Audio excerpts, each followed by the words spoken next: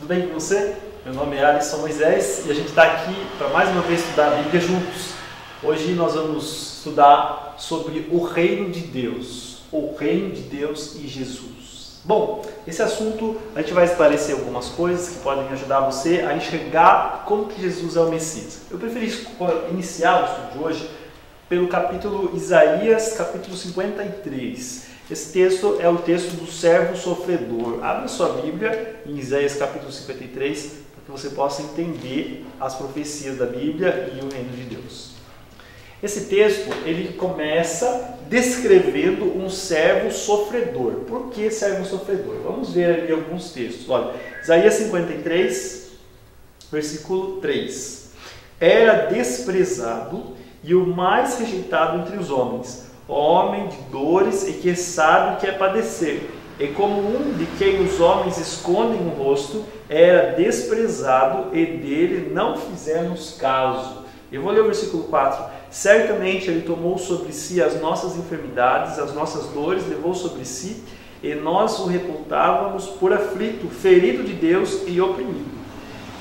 Então esse texto de Isaías 53 é a descrição de uma pessoa, um homem, um servo de Deus, que ele levaria o pecado dos outros. Então, no versículo 53:3 fala que é um homem.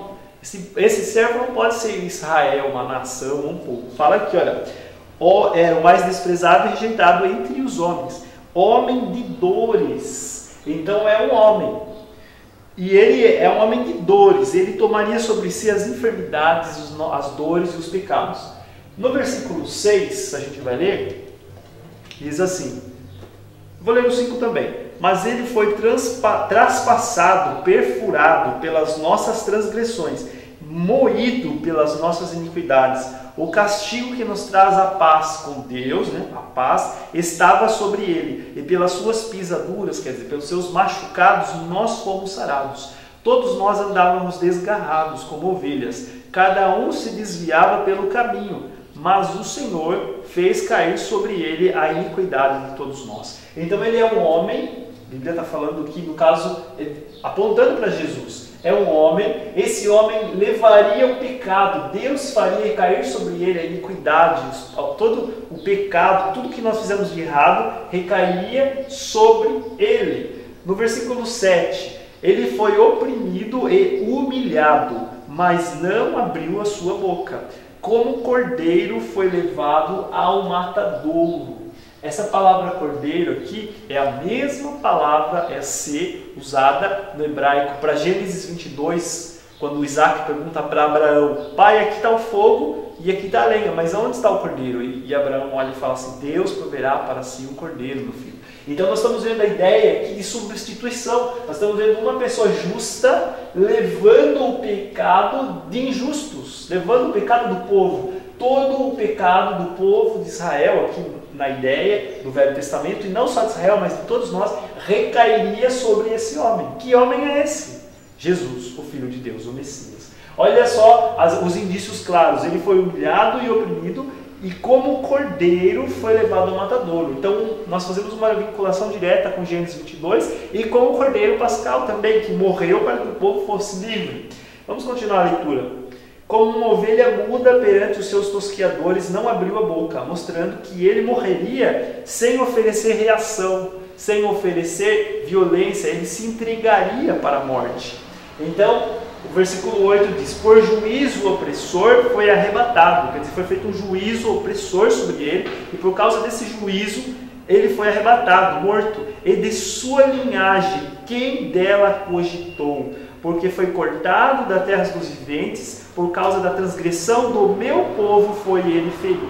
Então nós estudamos na lição anterior que a profecia do Messias de Daniel, capítulo 9, dizia que depois das 62 semanas o Messias seria morto, o Messias, e aqui agora a gente vai unir as duas profecias de Daniel 9 com Isaías 53, o Messias seria morto e não haveria nada para ele. E você pode depois conferir aí na sua Bíblia, esse versículo que eu citei, ele está em Daniel capítulo 9, versículo 26, Daniel 9, 26. Depois das 62 semanas será morto ou ungido é Messias, e não haverá nada para ele. e um príncipe que há de vir destruirá a cidade. Então veja, a profecia de Daniel, anunciada por Gabriel, mesmo que anunciou a Maria o nascimento de Jesus, ela dizia: depois das 62 semanas o Messias será morto e não haverá nada para ele, reino, nem linhagem, nem nada. Agora Isaías 53 fala assim que por causa da transgressão do meu povo foi ele ferido, e como um cordeiro ele foi levado para o matadouro. Vocês conseguem enxergar que a descrição da morte de Jesus na profecia de Isaías, centenas de anos antes de Jesus, né?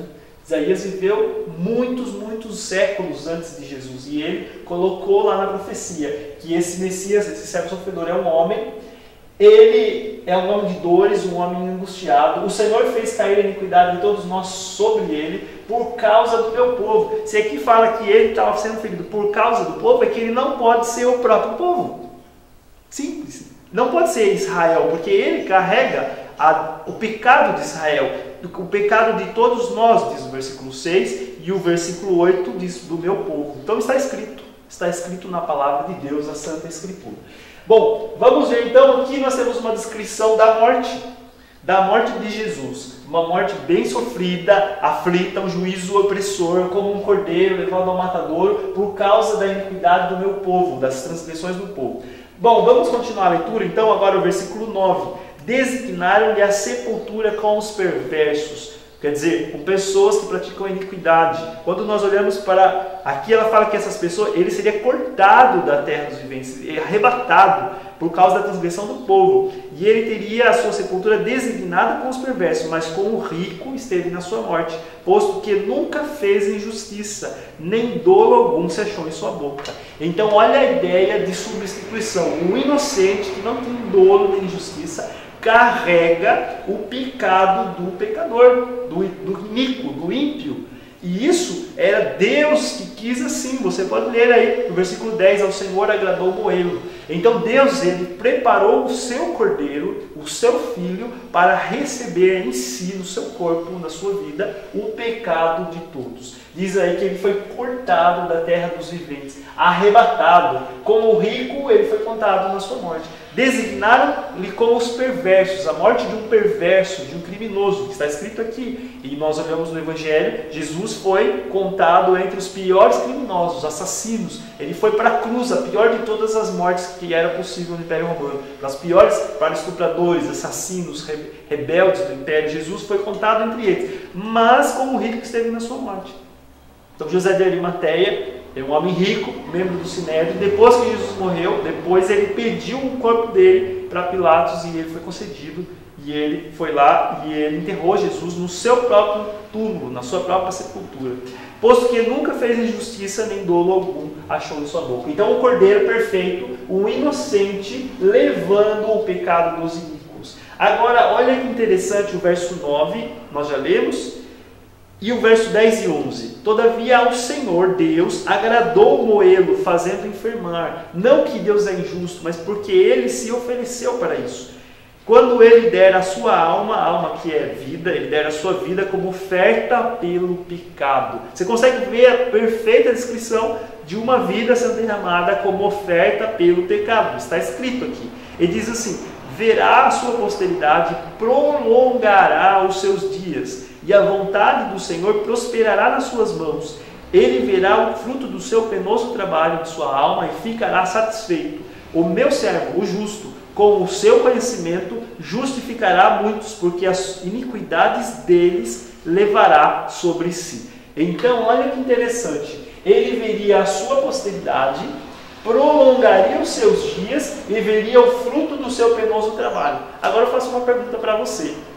Como que esse servo, esse Messias, ele iria morrer? Ele é um homem, receberia a iniquidade de todos por causa do meu povo, levaria o pecado de todos nós, ele seria levado ao matadouro, ele seria cortado da terra dos viventes. Como que ele veria a posteridade e veria o fruto do seu trabalho? Então nós vemos aqui no livro de Isaías a profecia de que esse Messias, ele não só iria morrer, mas também ele iria ressuscitar. Porque como que ele vai ver o fruto do seu trabalho e sua posteridade terá os seus dias prolongados? A única explicação que encaixa aqui, à luz do Evangelho, à luz da história e à luz do próprio texto que está escrito, ressurreição. Então nós já vemos claramente que o reino de Deus, ele não restauraria Israel na primeira vinda, porque na primeira vinda ele levaria o pecado de todos, ele levaria a iniquidade de todos, como o cordeiro seria morto no matadouro, e depois ele ressuscitaria, ok? Então, fechado no Isaías 53,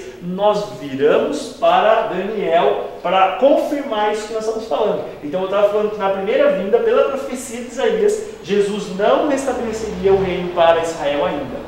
Vamos para Daniel capítulo 7? Daniel capítulo 7, nós vemos lá na profecia, Daniel 7, 13 e 14.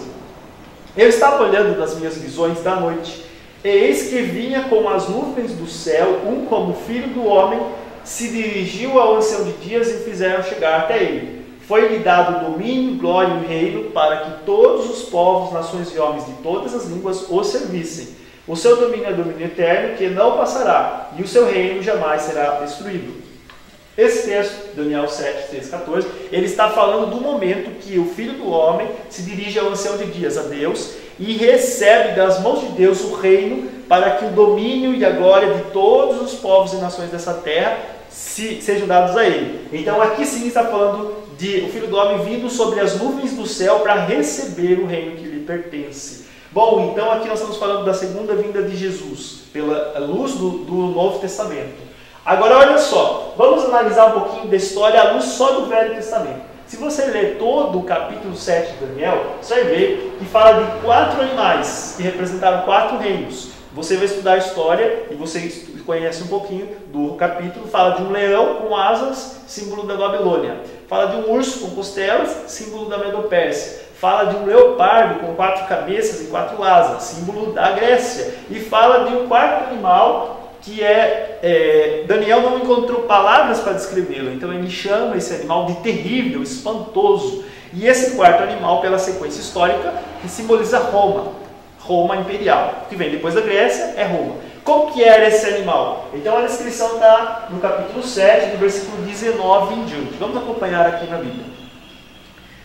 Antes de ler, veja que aqui diz que o reino de Deus, a restauração do reino de Israel, do povo de Deus, viria depois desse quarto animal, ok? Então o Filho do Homem vem sobre as nuvens para restaurar o reino depois do quarto animal, portanto depois de Roma. E vamos ver a descrição desse animal aí, 19.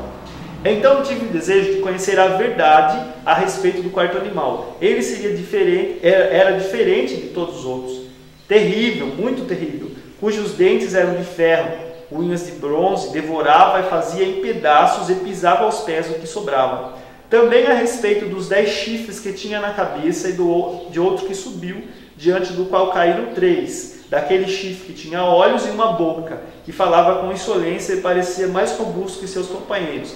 Eu olhava e esse chifre fazia guerra contra os santos e prevalecia com eles, até que o ancião de dias fez justiça aos santos do Altíssimo. E veio o tempo em que os santos possuíram o reino. Então, resumo do animal, era feio, terrível, espantoso, de ferro, tinha unhas de ferro, dentes de bronze, ele tinha 10 chifres e depois saiu um chifre pequeno que derruba 3, cresce e começa a perseguir os santos, fazer guerra contra os santos e vencê-los. Então Daniel fica desesperado. Depois que acontece isso, há um juízo de Deus que destrói o animal e dá o reino aos santos. E aí Daniel pergunta, mas o que significa isso? Versículo 23, então o anjo de Deus, enviado por Deus, dá a interpretação. Então essa interpretação não é minha, é a interpretação de Deus. Vamos ler juntos, versículo 23. Então ele disse, o quarto animal será um quarto reino na terra. Pela história, Roma. Será diferente de todos os reinos, devorará a terra e a pisará aos pés e fará em pedaços. Isso se cumpriu no passado. 24. Os 10 chifres correspondem a 10 reis, que se levantarão daquele mesmo reino. De dentro do Império Romano, do mesmo local geográfico, sairiam 10 reinos, os chifres. Se você estudar a história, quando a Roma imperial ocidental ela se desfacelou e se destruiu, os pedaços da Roma do lado ocidental, eles se reorganizam e os povos bárbaros que tomaram a conta do lado ocidental, eles começam a fundar reinos bárbaros que vão ser o embrião da Europa moderna que nós conhecemos hoje. Portanto, são chifres ou reinos que saem do mesmo lugar onde o animal estava. Portanto, são as nações da Europa. Vamos continuar a leitura? Versículo 24, então a explicação do anjo: os 10 chifres correspondem a 10 reis que se levantam daquele mesmo reino. Palavra de Deus. E depois deles, quer dizer, depois desses 10 reinos, se levantará outro, o qual será diferente dos primeiros, e abaterá 3. Esse chifre que sobe depois, esse chifre pequeno, ele profere palavras contra o Altíssimo, magoa os santos do Altíssimo, cuida em mudar os tempos e a lei, e os santos são entregues a ele nas mãos por um tempo, 2 tempos e metade de um tempo. Mas depois se assentará o tribunal de Deus aqui para tirar o domínio desse animal, para o destruir e consumir até o fim. E no 27, o reino, o domínio e a majestade dos reinos debaixo de todo o céu serão dados ao povo dos santos do Altíssimo. Seu reino será um reino eterno e todos os domínios servirão e lhe obedecerão. O que eu quero dizer? O que a Bíblia quer dizer? Então, desses 10 chifres, dessas nações, sairia um outro chifre, derrubaria 3, seria um chifre pequeno, que ele atacaria Deus, se colocaria no lugar de Deus, ele perseguiria os santos, magoaria, faria com que os santos envelhecessem, a ideia do hebraico é envelhecer, faria com que eles vivessem fugindo. E fala aqui também, ele tentaria mudar os tempos e a lei. E os santos seriam entregues na sua mão por um tempo, 2 tempos e metade de um tempo. Ou 3 tempos e meio, linguagem profética, 3 anos e meio, que corresponde a 1260 dias. Na profecia, 1260 anos. Então, olha só, o único chifre na história, ou seja, o único reino da história, que surgiu no mesmo local onde o animal estava, em Roma, no meio das nações da Europa, que derrubou 3 chifres, 3 reinos para poder se estabelecer, que perseguiu o povo de Deus, tanto judeus quanto cristãos, fiéis à palavra de Deus, que tentou mudar a lei de Deus, que fez tudo isso. A profecia da história se encaixa no papado. Quando você analisa o papado, você vai ver isso. Vamos pensar aqui. Saiu na Europa? Sim. No meio dos 10? No meio dos 10. Ele magoou os santos do Altíssimo? Perseguiu judeus, perseguiu cristãos fiéis à Bíblia que não se submetiam a Roma. Esse chifre tentou mudar os tempos e a lei, sim. Roma estava decretada por Deus para desaparecer, mas o papado subiu como se ele fosse uma continuação de Roma, tentando forçar para que Roma continuasse.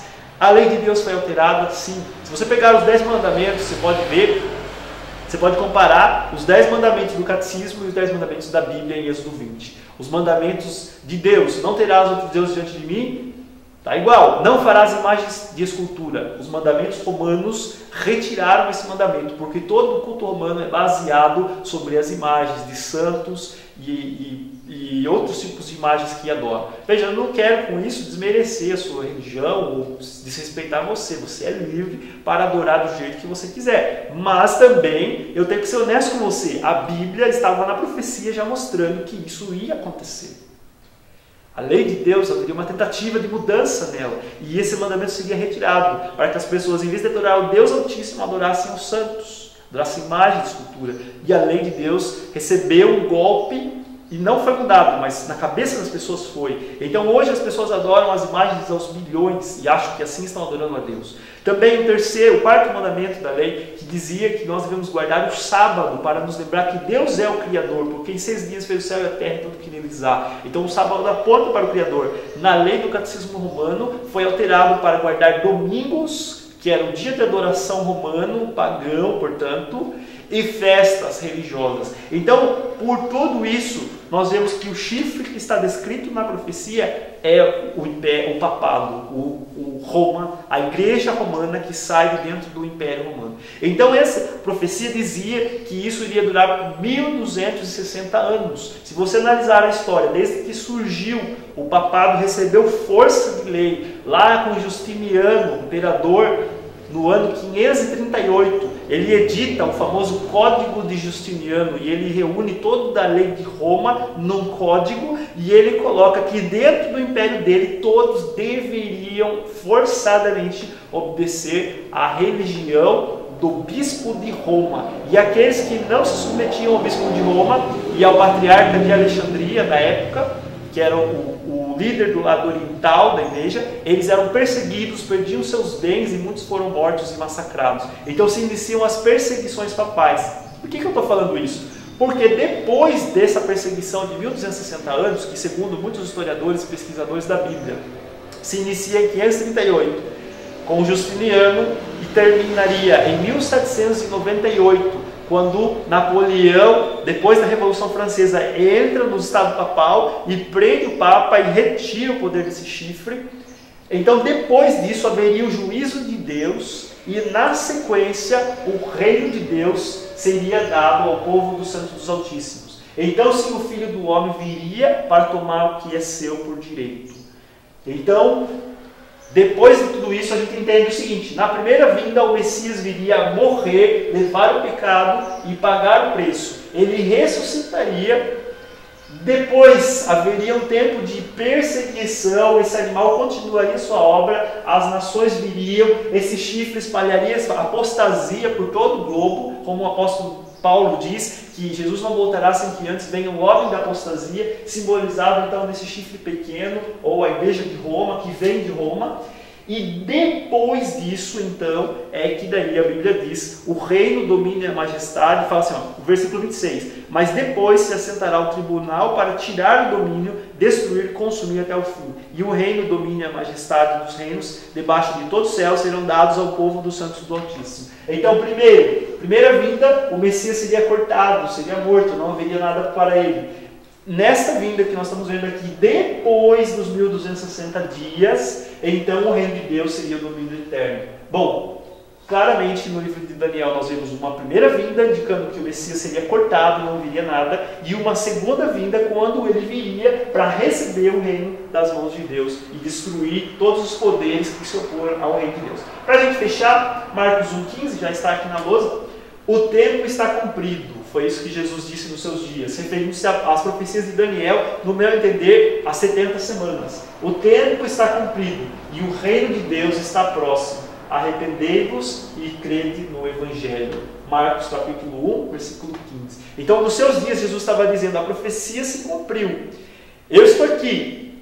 O Evangelho está sendo pregado. Se arrependam e creiam no Evangelho, porque em breve Deus virá para tomar o que é seu por direito. Então, quando nós entendemos assim, nós vemos que na sua vinda, Jesus fundou o reino, porque a profecia se cumpriu, as 70 semanas. E ele fundou esse reino espiritual por enquanto, que nós entramos pela fé no Cordeiro de Deus, que tira o pecado do mundo, que ressurgiu dos mortos e assim garantiu a minha ressurreição e a sua, e está sentado à direita de Deus, esperando até que Deus coloque os seus inimigos por escabelo de seus pés, ou seja, até que Deus fale, Jesus pode vir tomar posse daquilo que é seu por direito. Então hoje o reino de Deus está dentro de nós, como Jesus diz. O Espírito Santo habitando em você, pela fé, você vê o Cordeiro de Deus, recebe ele como sacrifício pelos seus pecados e se prepare para encontrar com Jesus, porque em breve ele voltará.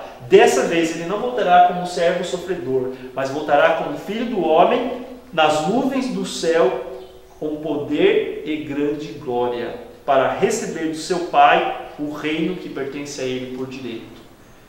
Queridos, eu espero que não tenha ofendido você, não quero dizer com isso que uma religião é melhor que a outra, apenas estou abrindo diante de você a palavra de Deus, que o Espírito Santo toque no seu coração, que você entenda essa mensagem como um recado de amor de Deus para você se preparar, porque em breve você e eu vamos nos encontrar com o Senhor de toda a terra. Em nome de Jesus, esse é o meu desejo, que você receba Jesus e seja salvo. Amém. Tchau.